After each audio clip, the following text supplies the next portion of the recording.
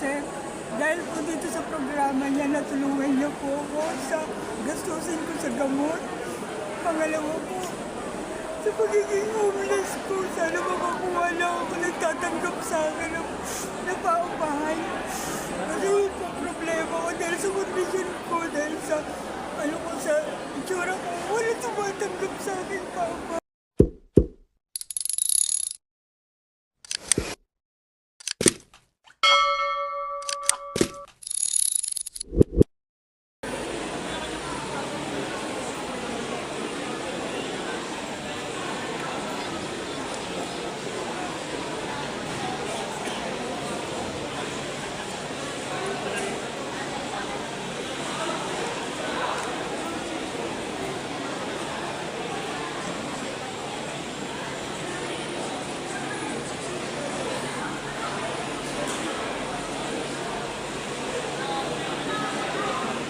Ayan, bali yung mayor po ng Maynila, siya po yung mismo ang nag-interview sa mga humihingi po ng tulong na wala po pambayad sa ospital or may mga cancer, ayan, medical assistant and financial assistant.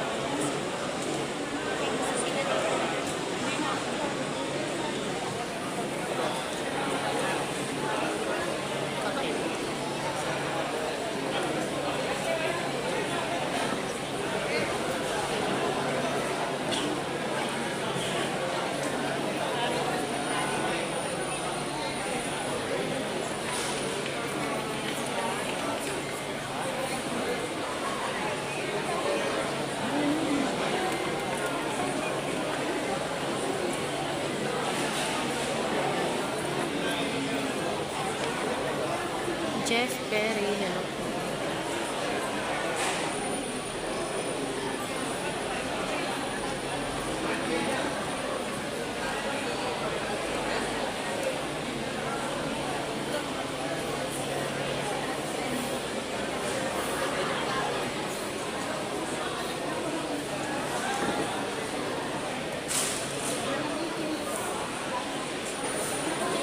Next.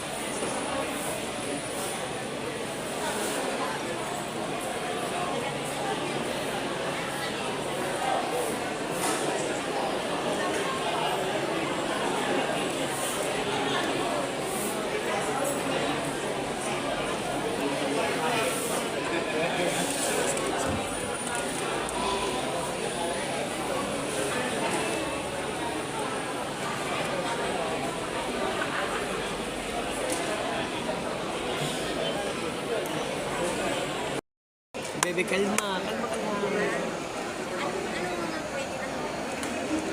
Hi ma'am, ramdam niyo po ba na may gobyerno sa Maynila?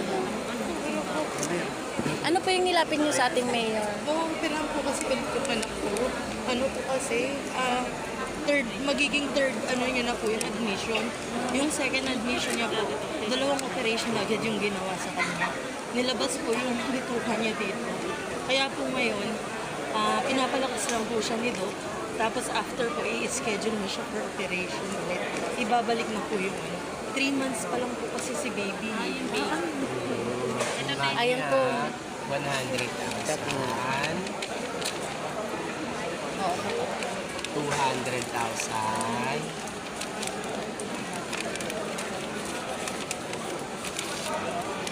Mami hawak ko maigit. 300,000. Ma'am, ano po yung nararamdaman nyo na nakatanggap po kayo ng ganyang tulong sa ating lungsod ng Lagay niyo Maynila? na po sa bag ni Mami. Sobrang saya po kasi po wala na po talaga kaming malapitan sa iba. Na na po talaga naubos din po yung savings namin nung nakaraan.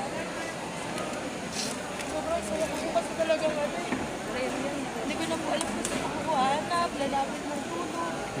Okay na po. Okay na. Dito tayo. Okay na po. May tanong. Mahirap po ba o madali yung paglapit nyo dito sa programa ng kaagapan? Napaka-tari po ng yung naging programa po ni Yorme para sa mga taga-Manileño. Sobrang dali pong lumapit sa kanila. Sa totoo lang. Paano niyo po nalaman kung magagawa? Actually, nakikita po sa Facebook. Tapos ano po, na ilapit po kasi din namin sa namin, chairman namin. Tapos yun nga po, tinulungan natin po kami makalapit kay Yorme. Magkano po ma'am yung total na natanggap nyo? Kabuuan po 300,000. Yeah. Lagpas pa po dun sa hiningi quotation po ng hospital. Lastly, mensahe niyo po kayo. Maraming salamat po, Yorme. Talaking tulong po talaga po ito sa pamilya namin. Maraming salamat po. Ayan, thank you so Galing po. much.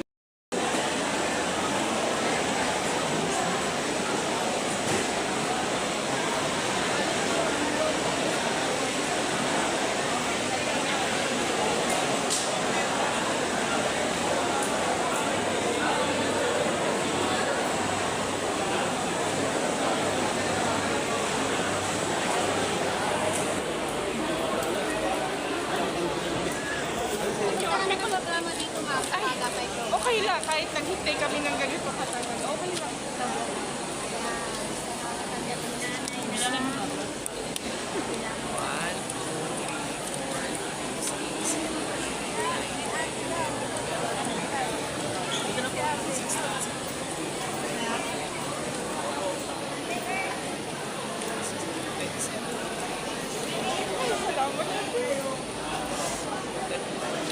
Hi ma'am, ano po yung masasabi niyo sa programa po ng ating mayor? Sobrang bait ni Mayor May.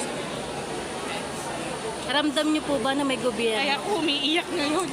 Ramdam na ramdam ko. 60,000. Na-expect niyo po ba na ganung halaga ang matanggapin ngayon, Nay? Kahit konti lang okay na ako eh. Pero salamat po. Salamat po, ingat po. Salamat po.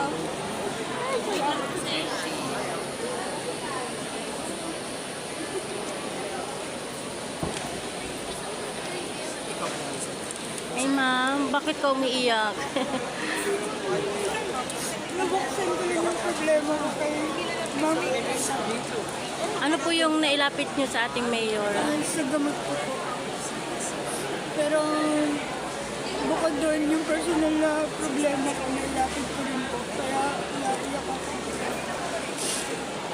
Naramdam Kasi ako. Salamat po.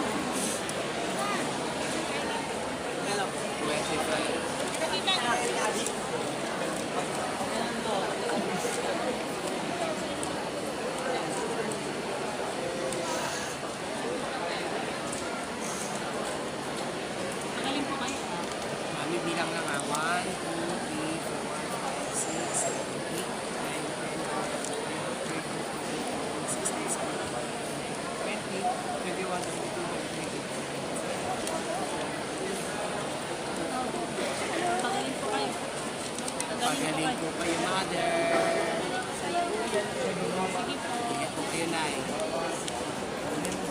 Okay po, name po natin and address. Si Rowena Manalo. Kasalukuyan pong homeless pero madalas namamalimos sa Santa Ana Centro Mall. Nagpapasalamat po kay Yorme kasi dahil po dito sa programa niya, natulungan niya po ako sa gastusin ko sa gamot. Pangalawa po, sa pagiging homeless ko, sana makakuha lang ako nagtatanggap sa akin na paupahan. Kasi yun po problema ko dahil sa kondisyon ko, dahil sa sa itsura ko, wala tumatanggap sa akin paupahan. Sana may tumanggap na. Tsaka, isa pa, sana lang din po mabuo na yung pamilya ko. Kaya maraming salamat po. Naibukas ko rin po yung problema ko sa anak niya na kinonsol naman po ako. Tsaka kung meron daw po silang may tutulong pa sa akin, diba, kukontakin daw po ako. Maraming salamat po, Yorme, at saka sa inyo pong lahat. God bless po sa inyo. Salamat. Okay lang ba tayo?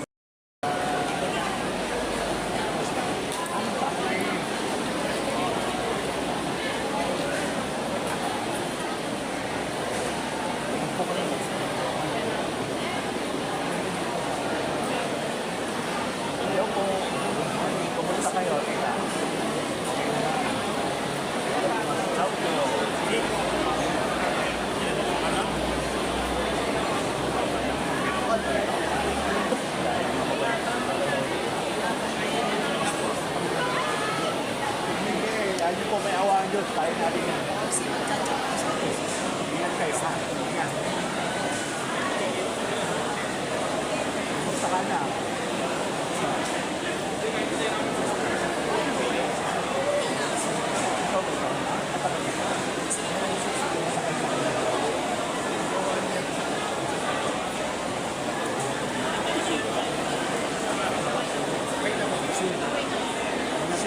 Pagaling, may awaan Diyos. Ayan sir, ano po yung nilapit nyo kay Yorme? Ano, sa anak ko, may sakit kasi sa puso. Congenital heart disease siya, operation. Bali, tinugon naman ni Mayor yung pangangailangan pa siya na tumbala sa akin. Nakaluwa ko dahil. Kaya nga nakita ko kanina napaluwa ka kay Yorme. Siyempre, pagdating sa anak, di ba? Oo.